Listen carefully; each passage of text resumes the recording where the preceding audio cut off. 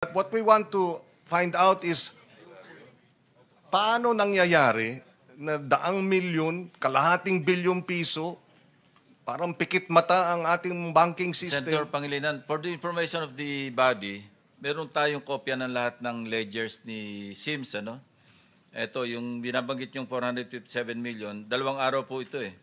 Natik po 457 million, March 24, 2025, yung isang withdrawal, total in one day, July 3, 2025. Ito yung sinasabi ni Ms. Santos, parehong delivered do sa office ni Engineer Bryce Erickson Hernandez. No?